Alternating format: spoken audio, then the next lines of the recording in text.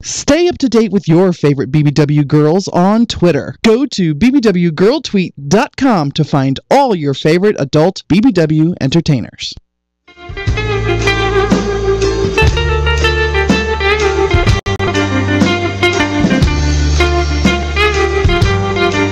Welcome back to the two-time award-winning, fabulous SinCityBounty show. Broadcasting live from VegasAllNightRadio.com. My mom texted me, so I'm a little flustered because my mom's texting me during my show, even though she knows I do my show for 4 years. You know, I get a call from my mom every week. So my mom texted me this thing. It's this picture of a turtle. It says, "If a turtle loses its shell, is he naked or homeless?" And I texted her back and I said, naked and homeless, poor thing. That's what I say, both. Yep. He's both. Because that's what my mom does. She sends me things like that. Mine just calls.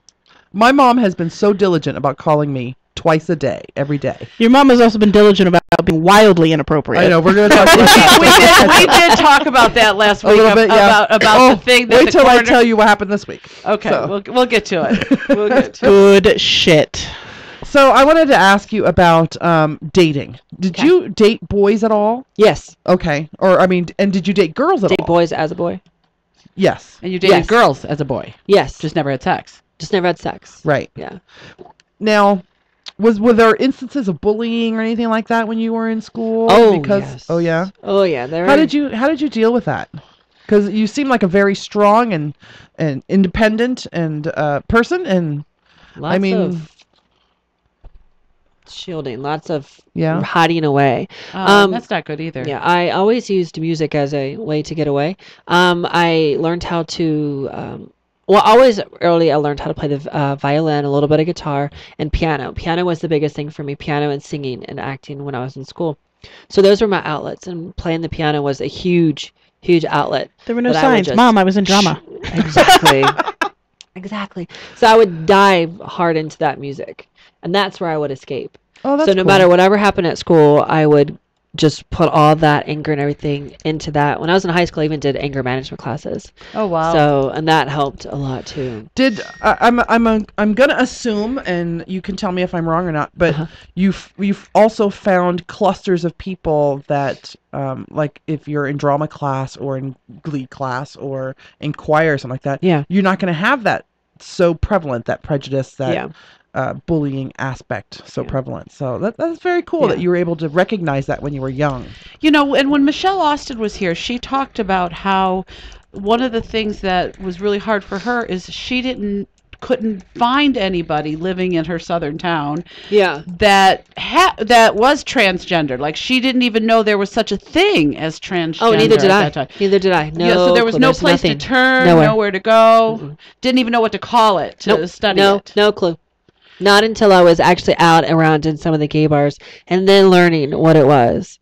Now, have you seen some of the stuff that's been on the TV recently and the discussions of children, small children, like 7 and stuff that, or even younger than that, 4 or 5, that want to dress in the clothes of the opposite sex, and they pretty much feel like they're in the wrong place. And there's this big discussion whether the parent should give into that or not give into that. Where do you kind of feel about that? I think they should. I agree. There's actually on when Rosie had let me just be better with that. When I was on, I wasn't on Rosie. I saw an episode of Rosie when she was on OWN, when she had her talk show on OWN, and she had a girl in there. Her name was Jazz, and she was a transsexual. And when she was on that episode, when she was on that talk show of Rosie, she was, I think, 11. But when she was really, really young, and I'm talking like 3, 4, she would start dressing up in girls' clothes, and she started saying her name was something else and changing her name and dressing up. And her parents just let her go with it. And it was a hard road to travel with her parents, but her parents were on the show as well. And it was actually really moving to see and understand from that age, from that time period, of what it means to be transgendered, and knowing that it's not just a choice, that everybody labels it as, oh, you choose to do this, you choose to be that. No, it's not a choice. No, it's not. I've actually read a lot about Jazz online because of this whole thing. You can actually look her up on Transgender Jazz, Jazz. You can get a lot of info about her. But I'm with you. I think that Because you know what? The big decision is whether to hold off hormones or not, to stop the body from puberty.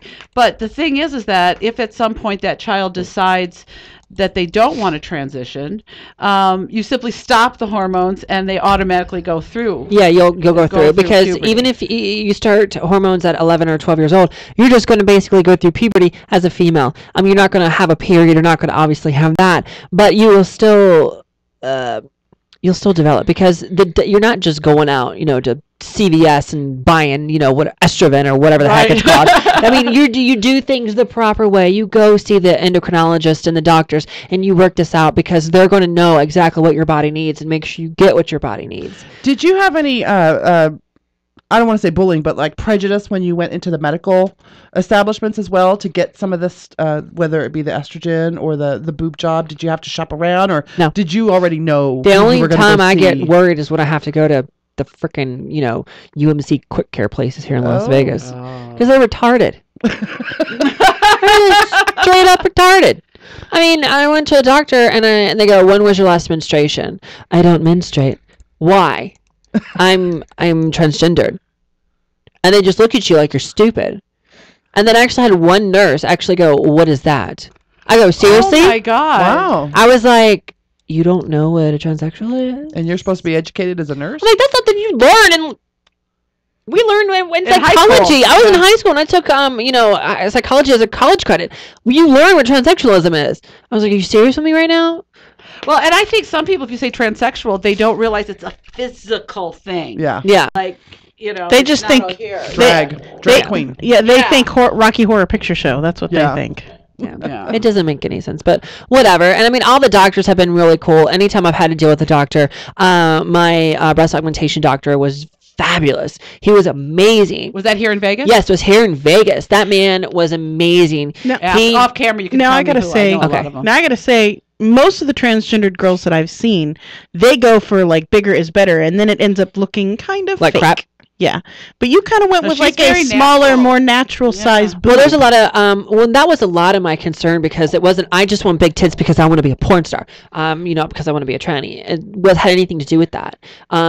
I was actually sort of kind of like semi-retired from the industry when I had them done. And it was just about securing myself and making sure that I was right in my head with my body. And having my breast done was part of that. Do you play with them a lot? Yeah. Because I know if I had something new, I would be playing with it all the time. I have something old and I play with them all the time. I try to chalk it up as I still have to massage them. The doctor said massage them. So they don't get hard. Exactly, because there are a lot of hard ones out there. But the doctor helped put a lot of things ahead of sight because I was like, I don't want that huge space in the middle, and I don't want to look like, flat chest, and I just stuck 2 oranges under a tight shirt. I didn't want that. I wanted as natural as possible. I wanted to be able to put on a bikini and go on the beach. Haven't done that yet, but maybe one day.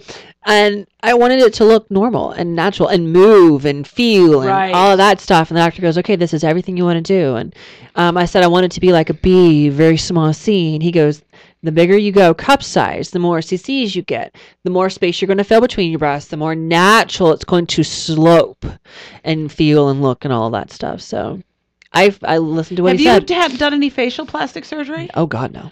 Because you have very feminine features. Thank you. You're beautiful. Did you always have that, or did you slim down a little while you were on the I actually weigh more now than I've ever weighed in my entire life. Really? Yeah. I think you make a prettier girl than a boy. I just can't imagine you as a boy. I'm a little upset that you make a prettier girl than I do. Yeah, she does. She does. It's the lashes. Yeah, that's true. It's got to be. No, it's everything. It's everything. Wow. So now, can you go to Mama's house for Christmas these days? I haven't been back to Virginia since 2006. You haven't, huh? And I've not been to their house now. Do you talk to them on a regular basis? Very rarely. They sent me a card for my birthday. What made you move here to Vegas? New life, start over. Yeah? New beginnings. Time And to why walk away. Vegas? I mean... Sin City, baby. Sin City. No, it was really weird. A lot of things were going crazy in my life at that time. And so a girlfriend of mine who was also transgender, she's transsexual, she came out here to Vegas, and she came back and she goes, "Girl, we need to go to Vegas. There's money. There's men. It's fabulous." So I had nothing going on for me, honestly. Mm-hmm. I was working in a bar as doing drag. I had nothing really going on. So I said, all right, well, why not? I have no family support. I have no family to back me. Right. Pack it up and go. Packed it up into a 24-foot U-Haul truck and were there men hitched it and on out money? here. Was there men and money? Was it the land of milk and honey, baby? Well, there was some honey. I mean, Vegas has been very good to me. Living here and working here, I've learned a lot. I've matured. I've grown. I've become who I am today because of being here in Vegas. I met my husband here in Vegas. All of my friends that I have around me that are my complete and total support group, they're here in Vegas. It's all here, you know. The girl who knows me as her Auntie Wee Wee, I'm here. Auntie Wee Auntie Wee. Pardon the She pun. can't say my real name. I say pardon the pun. Pardon the pun. Auntie Wee Wee. Auntie Wee Wee. She can't say my real name. Still has a wee wee. Yeah. Okay. She probably doesn't know that. No, though. she doesn't know. But I just think it's so funny that it's No. Auntie Wee Wee. Yeah, well, she can't pronounce my real name. So, Besides the work that you do on the camming and all the production stuff for yourself to promote yourself, what is a typical night for Tyra Scott and her husband or no husband? Well, a night never really starts. It all starts about 6 o'clock in the morning, to tell you the truth. I wake up when he leaves for work because I can't sleep because he wakes me up. Bastard. So I pretty much just kind of cat nap until about 8 when I get up. I get up, let the dogs out, feed the dogs, feed the cats, make my coffee, turn the TV on, sit down, grab my laptop, and I sign in because I have a real job. I have a regular job. So I sign in and I do that from home. And I do that till about 2 in the afternoon. Then I'll either go cam. I'll go get ready for cam and do a cam show and then cook dinner or cook a late lunch or early dinner. He'll go to the gym and I'll go get on cam for a couple of hours or however long it takes. And then I go to about midnight. Because then I'll do a lot of other work. Like I'll send out my videos. I'll do editing. I'll do right. all of that stuff. So, or clean. And so. So where did you meet your husband?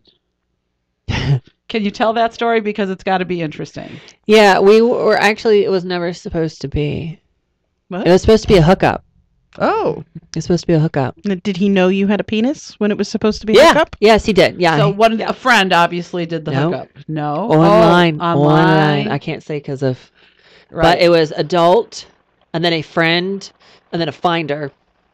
Right. Oh, we know that Something. site. We've talked So about that yeah, site. that's how we met. And he came and he picked me up, and we went to a sex club of all places. We did not do anything. Well, if you're going to go to a site that promotes that kind of stuff, then We're actually going to perfect, right. a sex club. And now we're assuming that you're going to the one sex club in town that's like, hey, everybody can come. Well, I think at the time, no, it wasn't the Power rooster Exchange? that was red. Yeah. The exchange that had some power was not in open then. Right. Oh, So this was in the door 2006. So was green? it? So it was The door behind that the is grungy, green. The door behind the that is grungy door. Yes, behind that grungy door. So that's where we wait a went, minute. and let me tell you, I saw some of the craziest things there. Oh my Well, God! this is the man who asks her out on a date, but he's not gay at all. He was curious. He was Never done anything with bi-curious. anybody tranny else. curious. Yeah, never done Not anything bi-curious, with anyone. tranny-curious. Tranny. I'm Okay. the only TS he's ever been with his entire Okay. life. So we go to the green door, and I think back to that night, and we were so young and so skinny. So young, so skinny. So young and so skinny. And he was so shy. Really? He was so shy. He just sat there, and I kept talking, and I was like, I'm really nervous, so that's why I can't stop talking, but please shut me up. Please say something. Just talk. Oh, my God, say something. He could have just put his penis in your mouth. And That shut would you have up. worked, too. But my boyfriend I does think it. if that would have happened, we wouldn't be here today. No? Really? Yeah, honestly think if that would have happened. So how did that date go? It went really well. I saw a man stick a rod up into a woman's urethra. Oh! Yeah. Ouch! Wow. Cathetering, I've seen that. Yeah, and Crazy. then he put a tap of vibrator to it, and like she would come from it, and there was like wetness everywhere, and he kept doing it over and over, and then he was like, "Would you like to try it?" I sat back and crossed my legs and said, "No, I'm good." Sweet Cheeks would have been all over that. Hell yeah, Dad. I wouldn't want it in me. Don't put nothing in my urethra. I've been catheterized before. No. I was like, "Are you kidding me?" And she totally got off on it. But their dynamic of their relationship was insane. It was something that I could never understand because it was about total domination and total submission. Right. She was a total submissive. I mean, total submissive. And it wasn't just during sexual acts.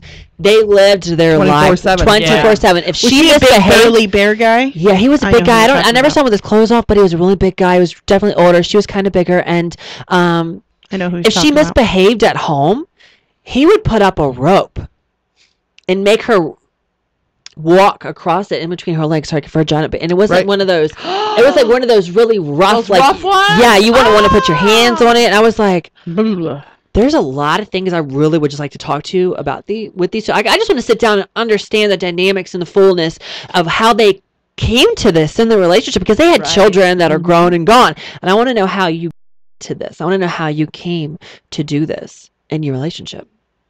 How you can look at him and know that he makes you walk across this rope.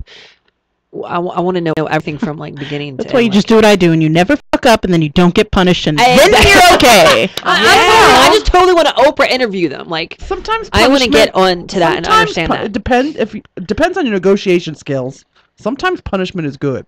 Well, no, then it's like I'm gonna lick your pussy, and when you tell me to stop, I'm not gonna stop. That's good punishment. That's called punishment. That's punishment. I like that punishment. It's a real word in the community. I'm just saying. Spanking is punishment. Pleasant. Okay, so we're back at your green door experience.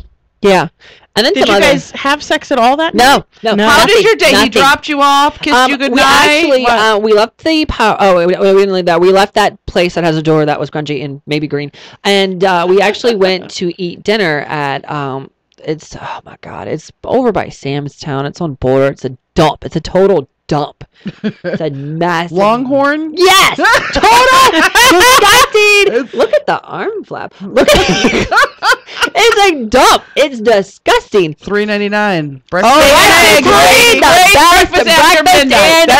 That's usually my stop after the Red Rooster. That's always my stop after the Red Rooster. It's the best. Almost everybody's stop after the Red Rooster. There's been a couple of nights, including the band they fired from the Red Rooster. I showed up one night over there at the Longhorn. The band's playing at the Longhorn. That place is amazing. We went there. We had breakfast. We went. He took me home, and we shared a very nice long kiss.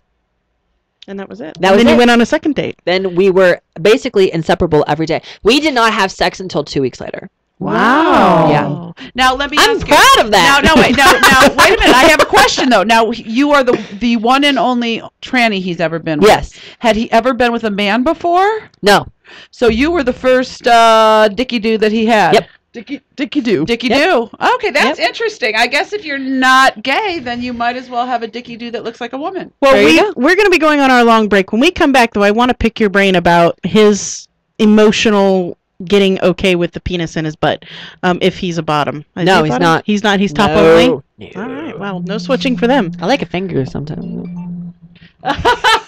Alrighty then. She is great. We're going to take our long break. Ladies and gentlemen, please go get yourselves a sandwich. After these messages from our friends and sponsors, we'll be back to talk more about penis and balls. Bye.